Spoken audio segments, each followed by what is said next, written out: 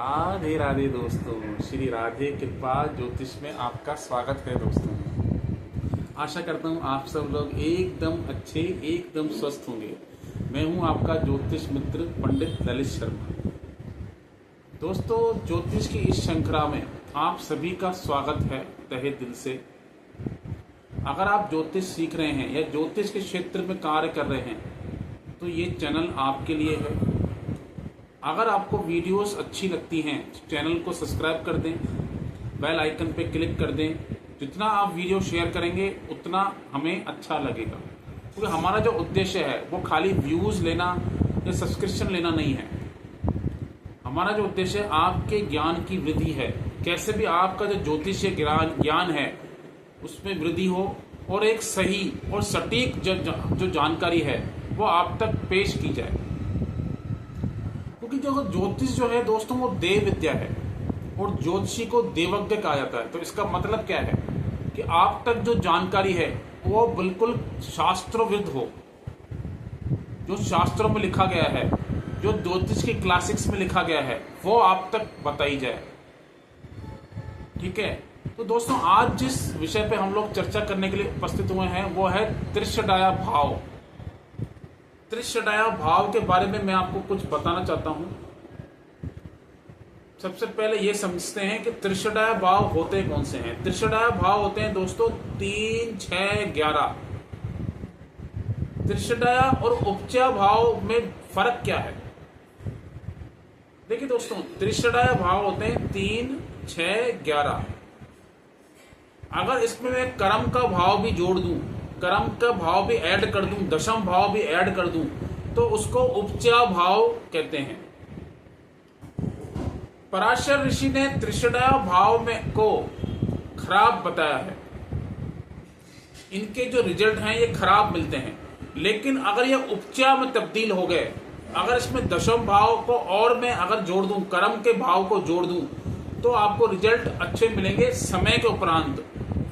उपचय का मतलब क्या होता है? उपचय का मतलब होता है समय के अनुसार ग्रोथ, समय के अनुसार जैसे जैसे आपकी उम्र बढ़ती जाएगी वैसे वैसे आपको उपलब्धियां मिलती जाएंगी, सक्सेस मिलती जाएगी। और त्रिशडाया का भाव का मतलब क्या होता है? काम, क्रोध और लोभ, जिसमें इंसान फंसकर कुछ अनैतिक काम कर सकता है, कुछ गलत डिसीजन ले सकता है, जिसके कारण उसको उचित परिणाम नहीं मिलते। सबसे पहले बताऊंगा तीसरा घर। तीसरा घर जो होता है दोस्तों, काम त्रिकोण का पहला घर है, डिजायर्स का घर है, इच्छाओं का घर है, वासनाओं का घर है, और ये आपके पराक्रम का घर है, अट्रैक्शन का घर है। ये तीसरा घर जो है वो अट्रैक्शन का है। ठीक है, तो थर्ड लॉर्ड, अगर आपका तीसरे भाव का स्वामी केंद्र में है या त्रिकोण में है तो भी आपको खराब रिजल्ट देगा। या आपके थर्ड हाउस में कोई ग्रह बैठा हुआ है, शुभ ग्रह, तो भी वो आपको इतना अच्छे रिजल्ट नहीं देगा। पराशर ऋषि ने तीसरे घर में, छठे घर में और 11वें घर में क्रूर और पापी ग्रहों को अच्छा माना है। यह भी मैं बताऊंगा क्यों माना है। तीसरा थर्ड लॉर्ड, अगर थर्ड लॉर्ड का संबंध आपका केंद्र के घर से है या त्रिकोण के घर से है तो भी आपको उतने अच्छे रिजल्ट नहीं मिलेंगे। एग्जाम्पल के तौर पे आपका तीसरे घर का स्वामी मान लेते हैं आपके दशम भाव में बैठा हुआ हो। ठीक है, तो तीसरे घर का स्वामी दशम भाव में जब बैठेगा तो क्या करेगा? आपको अपने व्यवसाय में, अपने नौकरी में, अपने प्रोफेशन में संघर्ष आएगा, मेहनत करनी पड़ेगी, तभी जाके आपको सफलता मिलेगी। ठीक है, छठा घर क्या है? छठा घर है रोग, ऋण, रिपु। और छठा घर भी आपको डिसिप्लिन में रहना बताता है। देखिए छठे घर का एट्रीब्यूट समझते हैं। छठा घर क्या है? छठा घर, जब भी छठा घर ऑपरेट होता है दशा में, अंतर्दशा में, अगर व्यक्ति डिसिप्लिन नहीं है, अगर व्यक्ति का day to day routine set नहीं है, किसी भी समय पे सो रहा है, किसी भी समय पे उठ रहा है, किसी भी समय पे कुछ भी खा रहा है, पी रहा है, तो उसका प्रभाव उसको नेगेटिव मिलेगा। उसको शारीरिक जो है कोई ना कोई उसको स्वास्थ्य से संबंधित समस्या हो सकती है। वो डिसिप्लिन में रहना बताता है। सिक्स्थ, अगर आपका छठा घर क्या है? हमारा प्रारब्ध का है। को क्योंकि ये 10वें घर से 9वां घर है, ये 10वें घर का भाग्य है, छठा घर, और ये अर्थ त्रिकोण का दूसरा साइन है, अर्थ त्रिकोण का दूसरा भाव भी है। तो जितना भी आप देखोगे, अगर आपकी लाइफ डिसिप्लिन नहीं है, अगर आपकी लाइफ में बिल्कुल भी आप डे टू डे रूटीन आपका सेट नहीं है, ना तो आप योगा करते हैं, ना आप एक्सरसाइज करते हैं, ना आप मेडिटेशन करते हैं, ना कोई आप ऐसा फिजिकल एक्टिविटी करते हैं, तो आपको ये डिजीज दे सकता है। छठा अगर जो ऑपरेट होगा तो ये आपको किसी न किसी लोन या किसी की डेथ की समस्या भी दे सकता है। ठीक है, तो आपको इस तरह को ये तो देखिए, काम क्रोध, ये क्रोध का भाव है, क्रोध का भाव है। तो क्रोध में आप आदमी इंसान गलत डिसीजन ही लेता है।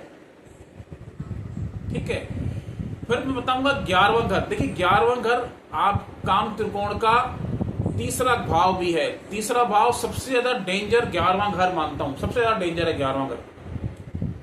11वां घर आपकी डिजायर्स का है, आपकी कामनाओं का है, लोभ का है, जिसमें फंस के आदमी कुछ न कुछ गलत डिसीजन लेता है।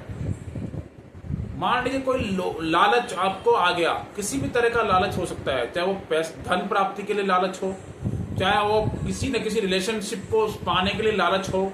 अगर कोई लालच आपके मन में पैदा हो गया तो वो उसमें आप फंसकर गलत डिसीजन लोगे। मान लीजिए 11th लॉर्ड आपका 4th हाउस में हो, तो जितना भी आपका सोशल सर्कल का इन्वॉल्वमेंट है, जितने भी आपके सोशल सर्कल में लोग हैं, उनका इन्वॉल्वमेंट हो जाएगा आपके घर में। और जितना आपके घर में इन्वॉल्वमेंट होगा आपके सोशल सर्कल का, आपका डोमेस्टिक एटमॉस्फेयर डिस्टर्ब हो जाएगा, मतलब आपका घरेलू वातावरण डिस्टर्ब हो जाएगा। आप कहीं ना कहीं आपको मानसिक पीड़ा हो जाएगी, आपके दोस्तों की वजह से आपको मानसिक पीड़ा झेलनी पड़ सकती है। अगर आपका 11th हाउस 4th हाउस में, तो ये सूत्र आप लगा के देखना। ठीक है दोस्तों, तो तीसरा घर, छठा घर और 11वां घर जब भी ऑपरेट होता है दशा में, अंतरदशा में, ये आपको फाइनेंशियल ग्रोथ दे सकता है। भौतिकतावादी आप हो सकते हो, मटेरियलिस्टिक गेन दे सकता है, लेकिन आपके पर्सनल रिलेशनशिप खराब हो जाएंगे, आपके आपसी संबंध खराब हो जाएंगे।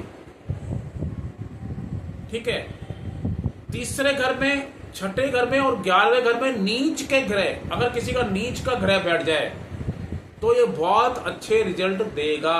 पराशर ऋषि साहब कहते हैं तीसरे घर में, छठे घर में और 11वें घर में नीच के ग्रह, जैसे एग्जाम्पल के तौर पे मान लीजिए किसी का जो है सूर्य जो है सिंह लगन की पत्रिका में सूर्य जो है लग्नेश भी, अगर वो तीसरे घर में बैठ गया तो नीच का भी हो जाएगा, लेकिन यहाँ पे नीच का होने के बावजूद भी वो काफी अच्छा रिजल्ट देगा।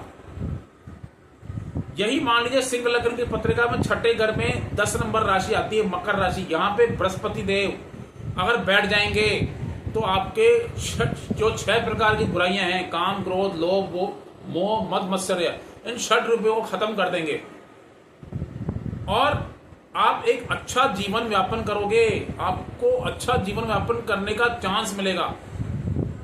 छठे घर में बृहस्पति नीच का होने के बावजूद आपको काफी शुभ परिणाम देंगे। ठीक है, तो इस तरह से आप देखिए तीसरे घर में, छठे घर में, 11वें घर में नीच का ग्रह अगर बैठ जाए तो शुभ परिणाम देगा। अगर इसके लॉर्ड भी अगर नीच के होके बैठ जाएं इसी घर में, मान लो 3rd लॉर्ड किसी का, जो भी आपका लगन है, 3rd लॉर्ड अगर नीच का होके छठे घर में, तीसरे घर में, 11वें घर में बैठ जाए तो शुभ माना जाएगा।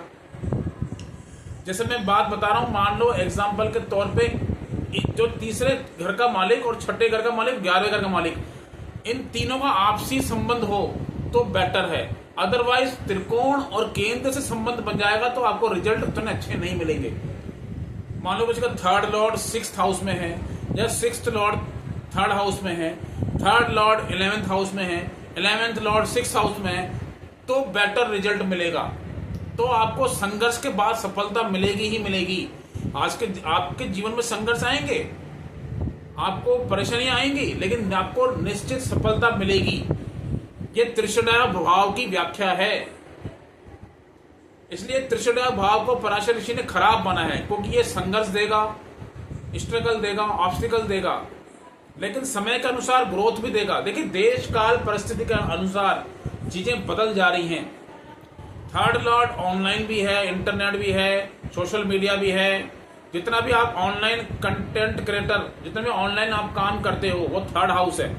सिक्स्थ हाउस आपका जो भी आप सर्विस दे रहे हो वो सिक्स्थ हाउस है। सर्विस प्रोवाइडर के रूप में जो भी आप काम कर रहे हो वो छठा घर है। 11वां घर जो है आपको जितने भी एनजीओ वर्क हैं, सोशल वर्क हैं, वो 11वां घर है। तो देश काल परिस्थिति के अनुसार थोड़ी चीजें बदल गई हैं, लेकिन फिर भी इन तीनों हाउसेस के बारे में आपको मैंने जो बताया वो सूत्र आप लगा के देखना। दशा में, अंतर दशा में वो सूत्र आप लगा के देखना, आपको परिणाम मिलेंगे ही मिलेंगे।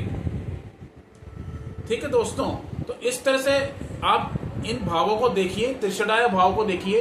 अगर इसमें 10वां घर और ऐड हो जाए तो उपचय बन जाएगा। उपचय की व्याख्या काफी अच्छी हुई मानी गई है।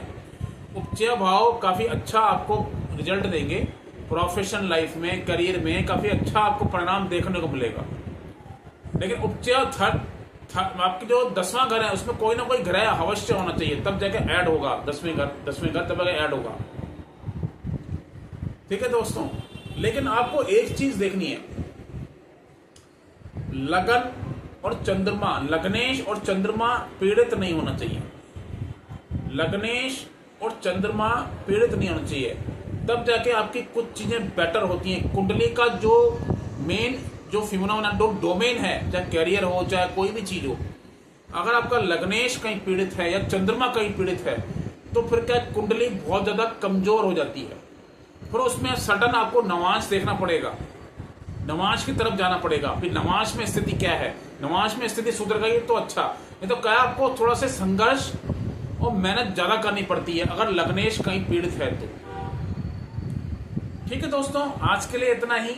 अगर आपको ये मेरी इंफॉर्मेशन अच्छी लगी हो तो आप शेयर करें, लाइक करें, सब्सक्राइब करें। ठीक है, अगर आपको कोई सवाल हो तो आप मुझसे आप पूछ सकते हैं। कोई कंसल्टेशन हो तो डिस्क्रिप्शन में मेरा नंबर है, वहां जाके आप संपर्क कर सकते हैं। नमस्ते, राधे राधे, जय श्री राम।